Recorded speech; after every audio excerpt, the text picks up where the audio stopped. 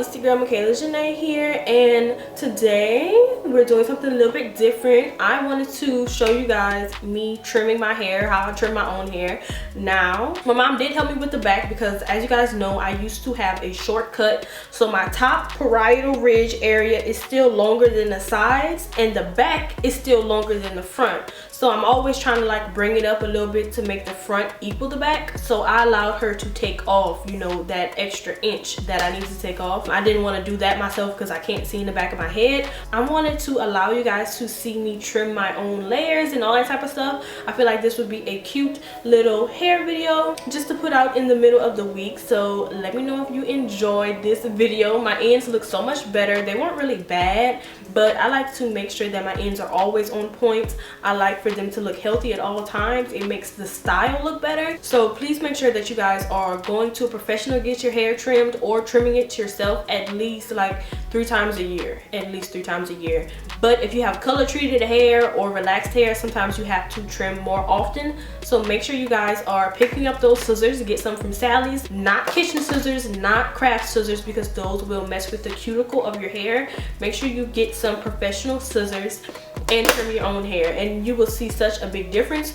No, trimming your hair does not make your hair grow, but it promotes growth. It keeps your hair from breaking off. It allows your ends to be healthy so it can retain that moisture. So it is so important to trim your hair. My hair look good. If you guys like how flat my hair is, I did do a flat iron test, so make sure you guys are checking out that video if it's out already. You can see what flat irons I used and how I got my hair this straight. But let me just show you guys really quickly my trim, and then I'm gonna show you guys how I did it.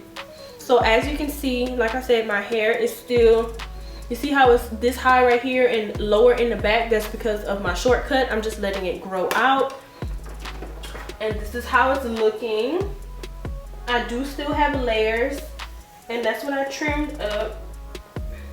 And just know that every degree that you pull your hair, so if I pull my hair all the way up, this is 180 degrees and you're gonna get longer layers. If you pull your hair straight out like this is 90 degrees and you're going to get shorter layers. So just pay attention to the stuff you're doing like that. The angle you're pulling your hair out at when you're cutting makes a difference, and it's so important. If you have long hair, don't try to cut with your arms all the way up. Bring your hair down in the exact same position and cut at eye level. It'll make such a difference.